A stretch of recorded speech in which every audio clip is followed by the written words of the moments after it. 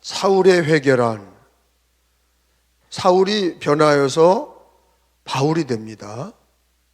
사울이라는 이름은 구약에도 나오는 왕의 이름이고, 그 당시 이스라엘 백성들에게 흔히 쓰여졌던 이름이 사울이에요.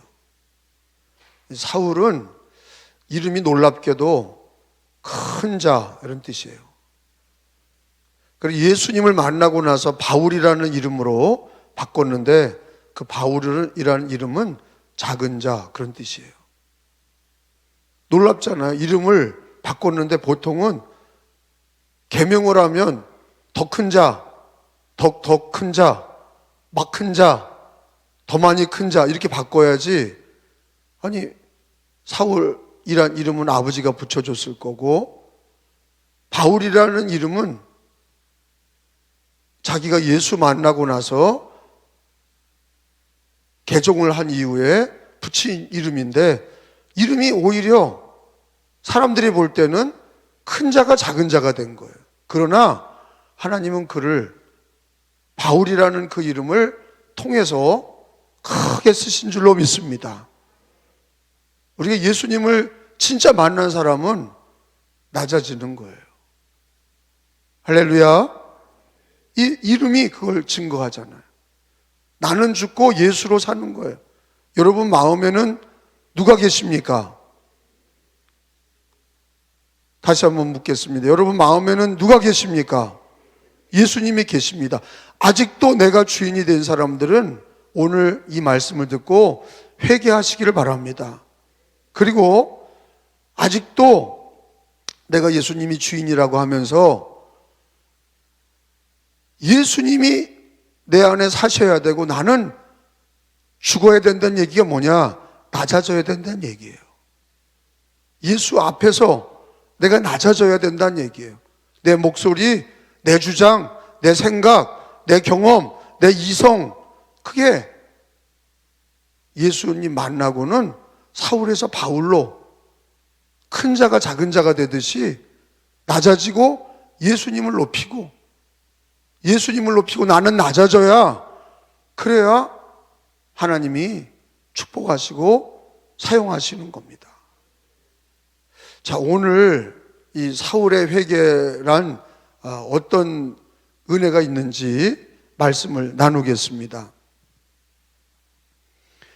여러분, 1장에 보면 사울이 어떤 자인지가 나와 있는데, 9장 1절에 보면 사울이 주의 제자들에 대하여 여전히 위협과 살기가 등등하여, 사울이 이 공부도 많이 한 사람이에요.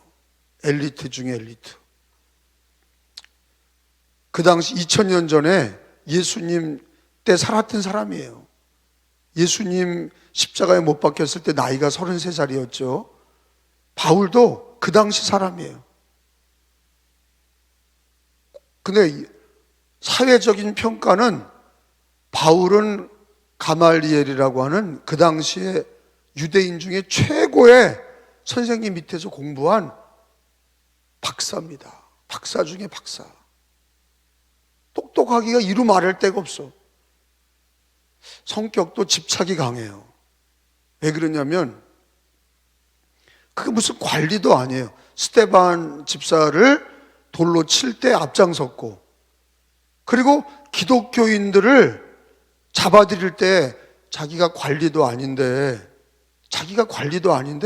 그 일에 아주 앞장섰어요. 그리고 그 마음에는 기독교인은 반드시 없어져야 될 종교다. 그것들은 반드시 없어져야 된다. 그렇게 확신했던 사람이 바로 사울인 바울이에요. 왜 이랬을까? 그 사람이 못나서 그런 것도 아니고, 공부를 안 한 것도 아니고, 공부를 철저히 했고, 그리고 바리새인 중에 바리새인, 유대교인 중에 유대교인이에요. 근데 오늘도 9장 1절에 보면은 스데반 집사를 죽이고 나서도 여전히 살기가 등등하다. 살기가 등등하고, 그리고 다메섹이라고 기록되어 있는데 거기가 지금 시리아, 지금 이스라엘 옆에 있는 시리아의 수도 다마스커스로 기독교인이 있다는 얘기를 듣고 그것들을 잡으러 간 거예요. 이 보통 사람이 아니에요. 관리도 아니지. 누가 그걸 시킨 것도 아니지. 근데 오히려 자기가 나서서 저 기독교인들 다 잡아 죽여야 된다. 이유가 성경을 연구해 보면 이유가 있어요. 바울은 예수가 십자가에 못 박힌 시대를 살았고 그 예루살렘에 있었던 사람이에요. 예수는 죽은 거예요. 처참하게 제자들에게 배신당하고 믿는 사람들에게도 배신당하고 결국에는 자기 혼자 십자가에 죽은 거로 끝! 그게 끝이야. 근데 갑자기 제자들이 살아났다고 그러는 거예요. 그가 예수가 살아났다고 그러니까 저것들은 거짓말쟁이다. 저건 이단의 무리야. 저 거짓말쟁이 기독교인들은 다 싹 다 잡아야 돼. 이랬던 거예요.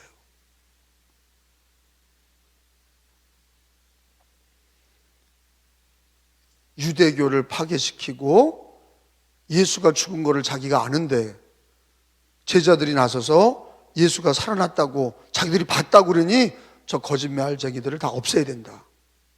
그래서 스데반도 죽인 거고 그래서 기독교인들 잡아들인 거예요. 막 잡아들인 거예요.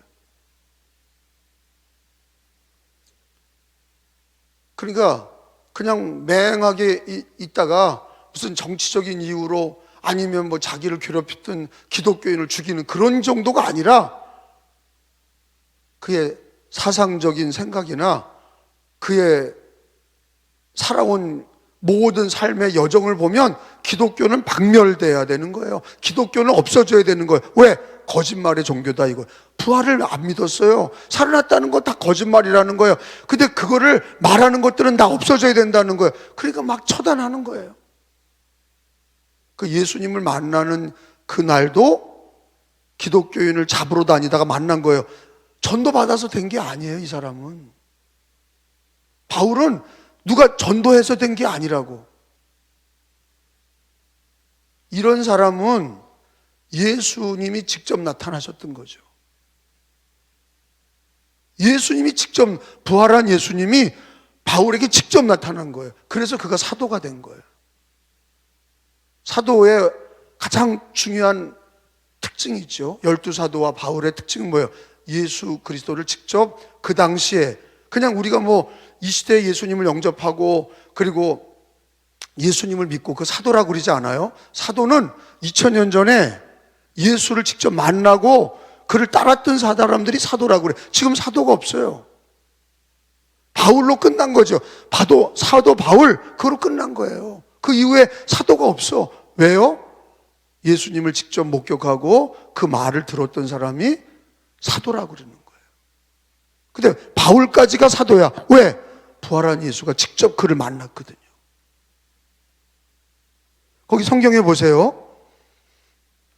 2절에 보니까 같이 읽습니다. 시작. 다메섹 여러 회당에 가져갈 공문을 청하니 이는 만일 그도 예수 도를 따르는 사람을 만나면 남녀를 막론하고 결박하여 예루살렘으로 잡아오려 함이라. 계속요. 사울이 길을 가다가 다메섹에 가까이 이르더니 호련히 하늘로부터 빛이 그를 둘러 비치는지라. 4절에 제가 읽겠어요.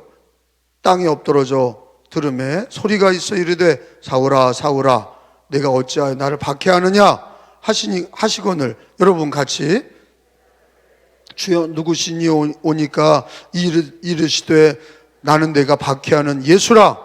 여기에서 꼬꾸라진 거예요. 제가 뭐라 그랬어요? 바울이 왜 기독교인을 잡아 죽였어요? 왜 잡아들이고 핍박했어요? 예수는 죽었다. 끝났다 그랬어요. 예수는 죽었다. 그 종교는 거짓말이다. 근데 예수가 살아났다고? 그 거짓말쟁이들. 그리고 계속 박해한 거예요. 그런데 자기가 예수를 만난 거예요. 예수님이 찾아오신 거예요. 부활하신 예수님, 살아계신 예수님이 사울을 찾아와서 사울아 사울아 누구십니까? 나는 네가 박해하는 예수다. 말에서 떨어졌죠. 그때 이게 개종의 역사예요. 이게 회개의 역사예요. 예수를 만난 거. 살아계신 예수님을 만난 거. 종교인이 아니에요. 살아계신 예수를 만나고 부활하신 예수님을 만나고 분명히 자기가 십자가에 죽은 예수를 봤는데 살아있다는 걸 알고 살아계신 예수님을 영접한 거. 그러니까 완전히 사울이 바울이 된 거죠. 진짜 예수 만난 사람들은 바뀌는 거예요. 할렐루야. 종교적으로 교회 다니고 종교적으로 신앙생활하는 사람은 뭐가 없으면은 진짜 변화가 없냐? 회심이에요, 회심. 회심이 없으면, 마음에 회개가 터져 나오지 않으면 이거는 종교인이에요. 공부해서 예수 믿고 교회 다녔으니까 다니고 많은 종교 중에 기독교가 좋다, 그 정도는요 사울이 바울이 되는 역사가 아니에요. 성경에서 얘기하는 회심이란, 회개란 뭐냐? 살아계신 예수님을 내 마음에 영접하는 거예요. 그리고 자기의 모든 걸 버리는 거예요.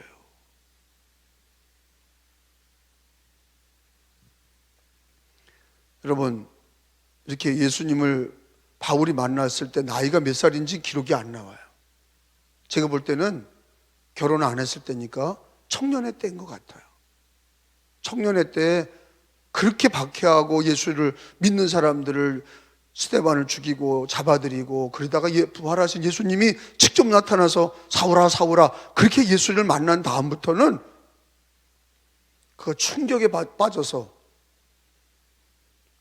사흘 동안 먹지도 자지도 않았다. 성경에 9절에 보면요, 예수를 만난 그 충격이 사흘 동안 보지도 못하고 먹지도 마시지도 아니하더라. 충격을 받은 거예요. 사흘 동안 먹지도 마시지도 않았다. 금식한 거죠. 근데 이거는 충격을 받은 거예요. 부활한 예수님을 만나고 인생이 그가 살아계시구나, 이게 거짓말이 아니구나, 살아계신 예수구나. 신앙에서 가장 중요한 게 뭐냐? 우리 인간의 열심이 아니라 하나님이 살아계시다는 거, 예수님이 살아계시다는 거, 보혜사 성령님이 살아계시다는 거, 이 삼위일체 하나님이 살아계시다는 거를 날마다 믿고 인정하는 게 신앙의 가장 중요한 거예요. 난방을 좀 약하게 해요. 빨리 조정해요. 가장 중요한 거가 그렇게 예수님도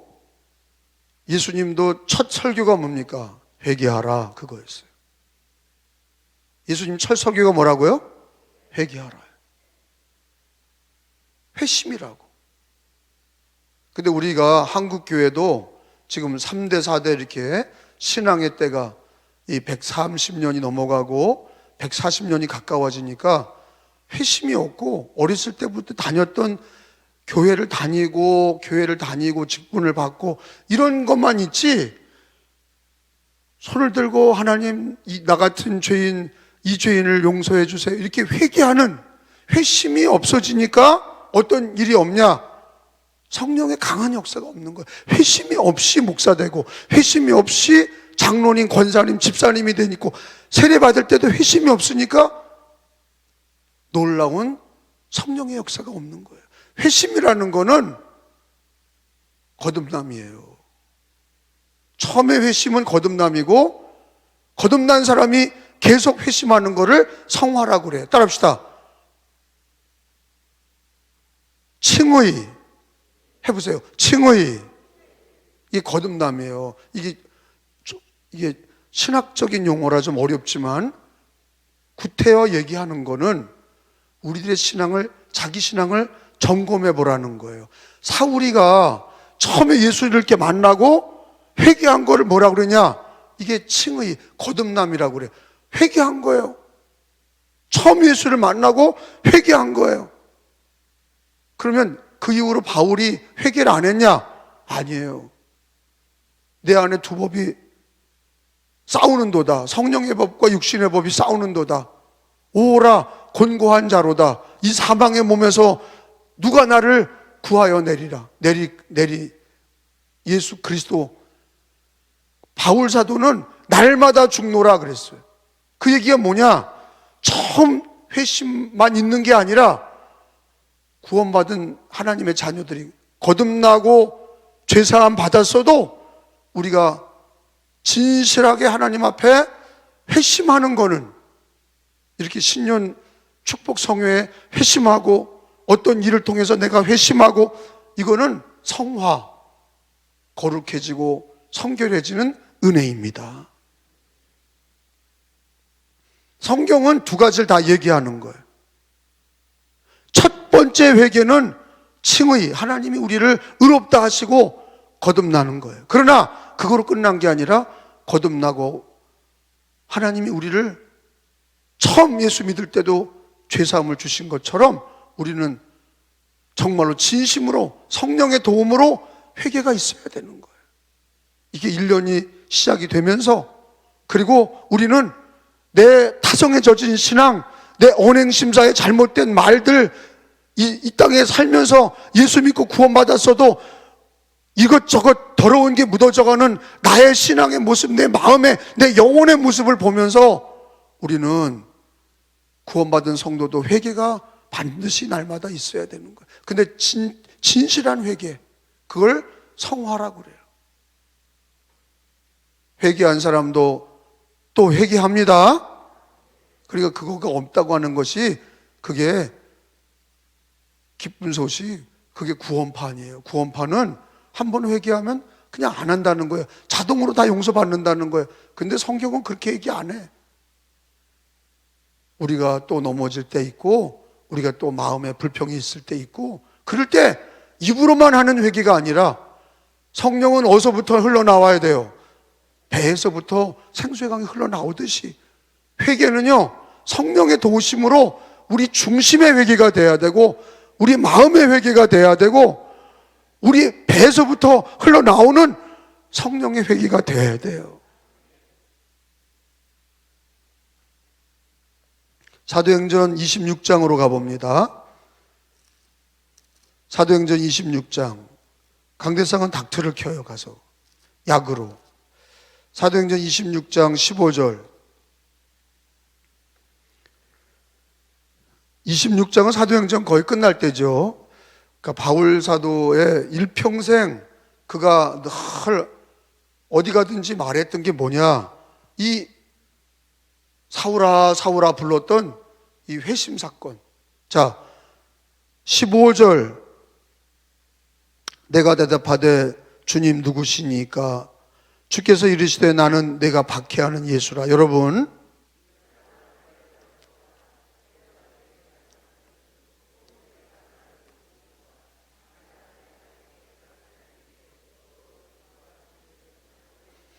(17절) 이스라엘과 이방인들에게서 내가 너를 구원하여 그들에게 보내어 그 눈을 뜨게 하여 어둠에서 빛으로 사탄의 권세에서 하나님께로 돌아오게 하고 죄사함과 나를 믿어 거룩하게 된 무리 가운데 기업을 얻게 하리라 하더이다. 아멘. 자, 이 말씀은 사도행전 9장 그냥 넘어갈 일이 아니야. 내가 이 얘기를 이 사도행전 26장을 왜 읽었어요? 이 얘기가 언제 있었던 거야? 오늘 본문이 어디야? 9장에 있었던 얘기를 사도행전 26장 거의 끝나는, 사도행전 28장이 끝나는 건데, 그가 사도행전의 모든 여정의 나이가 들어 죽게 순교하는 날까지도 그의 모든 일생을 붙잡고 간 게 뭐냐? 담에서에 서서 예수님을 만난 거. 그게 첫사랑이죠. 자기는 예수도 없고 기독교도 박해하고 다 나쁜 놈들이라고 얘기했던 사람이에요. 부활하신 예수님, 살아계신 예수님을 만나고 그는 회개가 했어요. 근데 그 회개한 사건이 그거로 끝난 거냐? 잊어버리고 그냥 매일 이제는 또 자기 사역에만 바쁘고 살았냐? 아니에요. 이 말씀을 보면 바울은요, 날마다 고백한 거예요. 나 같은 죄인을 주님이 불쌍히 여겨서 사울아 사울아 네가 왜 나를 박해하냐? 누구십니까? 네가 박해하는 예수다. 이게요, 자기가 붙들려서 재판장에서도 이 얘기를 했고, 사도행전의 9장에서 만났던 그 회개 사건을 그는 사도행전 마치는 그 26장까지도 그는 계속 시작부터 끝까지 자기가 예수님 회개하고 예수님 만났던 그 사건을 계속 리바이벌 반복해서 고백한 것을 알 수 있어요. 그걸 확인하자는 거예요. 그래서 이게 왜 중요하냐? 그러면 나도 우리의 신앙이 뭐냐? 그냥 앞으로 열심히 한다? 그게 아니에요. 아까도 우리가 이번 부흥회 때 성령 받으라. 우리 힘으로 안 되고 성령을 받으라. 성령의 도우심이 없이는 안 돼요. 예수님이, 부활하신 예수님이 성령 받으라 그랬어요. 그러면 오늘 마지막 주시는 말씀은 사울이 회개하고 바울이 됐는데 그 회개 사건이 한 번으로 끝난 게 아니라는 말을 하고 있는 거예요. 하나님은 야, 이거 계속 성경에 봐라. 사울은 계속 그의 하루하루 여정에, 그리고 그의 모든 사역 가운데 모든 기초가 뭐냐, 모든 베이스가 뭐냐, 그가 회개했던 거예요. 회개한 거를 늘 고백하고, 나 같은 죄인을 부활한 예수님이 만나셔서 사울아 사울아 누구십니까? 네가 핍박하는 예수다. 예수님, 부활한 예수님이 주님 살아계셨고 나를 만나주셨고 나 같은 죄인을 죄를 용서하시고 자기를 사도로 불러주신 거를 감사 또 감사, 이거를 늘 고백한 거예요. 할렐루야. 그 얘기는 뭐예요? 우리도 신앙이 처음 사랑, 처음 회개했던 처음 회개하고 예수 만났던 그 마음을 날마다 고백하는 거예요. 신앙은 회개했던 사건을 반복해서 회개하고 고백하잖아요. 그게 굉장히 중요한 거예요. 신앙이 자라나고 거룩해지고 성화되고 경건해지고 더 낮아지게 되고 더 무릎 꿇게 되고. 할렐루야. 여러분, 회개 사건이 왜 중요합니까? 처음 회개뿐만 아니라 우리가 신앙생활하는 여정에서 사역하면서 회개하고 직분을 감당하다가 회개하고 이렇게 새 벽두에 회개하고, 신년 부흥회, 축복 부흥회 회개가 웬 말이야. 회개해야 복이 만다니까. 그리고 회개해야 은혜가 있다는 것을 알지 못하는 기독교인들이 너무도 많은 거예요. 여러분, 로마서 9장을 찾아봅니다.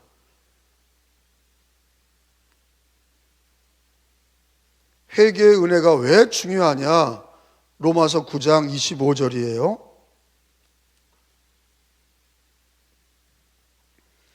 찾은 줄로 알고 호세아의 글에, 구약의 호세아의 글에, 시작.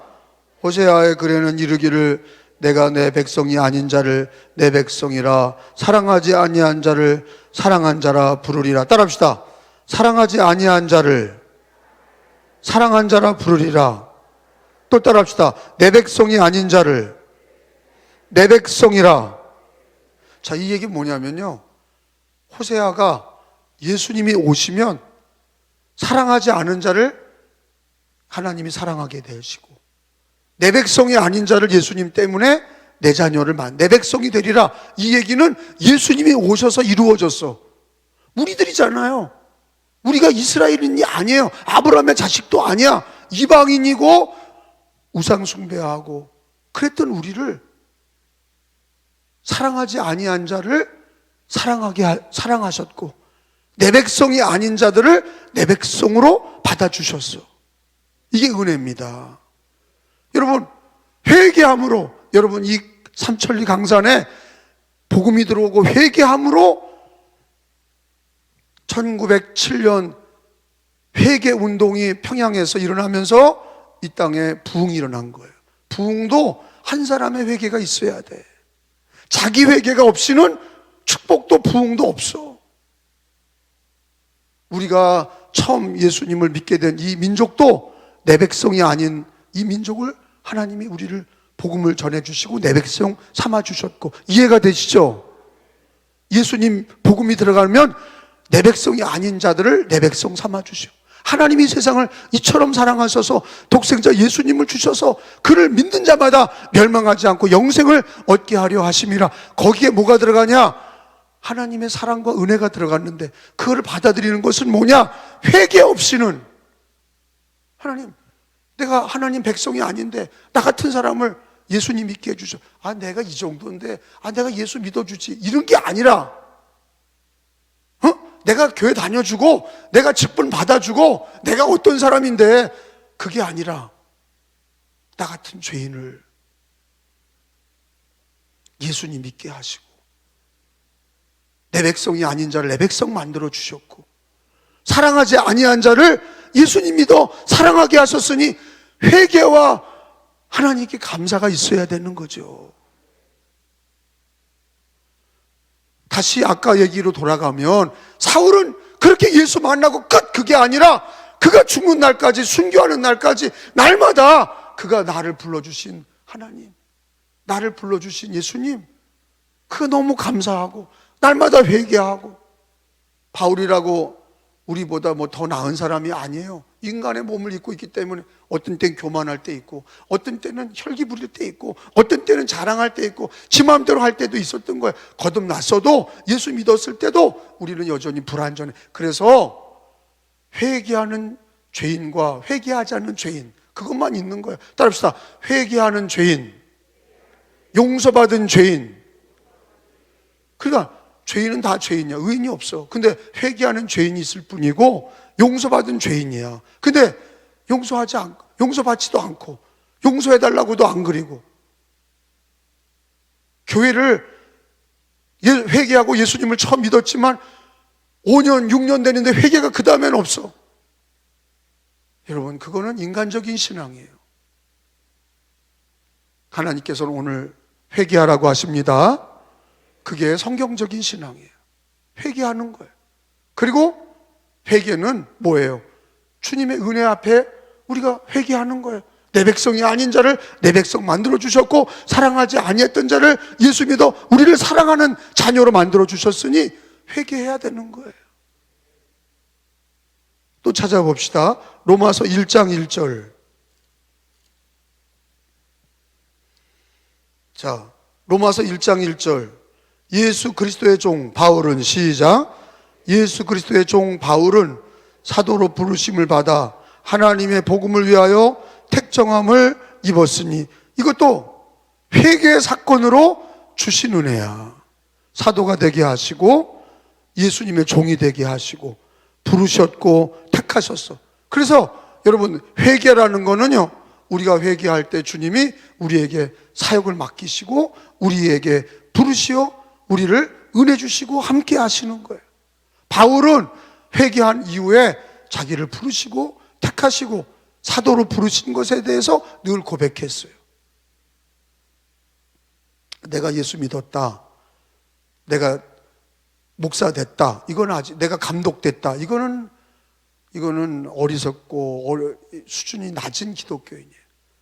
성경적으로 말하면 뭐라고 그래야 돼요? 주님이 날 사랑하셔서 회개할 때 회개하는 기회를 주시고, 회개할 때 나에게 사랑을 주시고 자녀 삼아 주시고, 회개할 때 직분을 주시고 우리를 부르셔서 택하셔서 회개할 때 은혜 주신 거예요.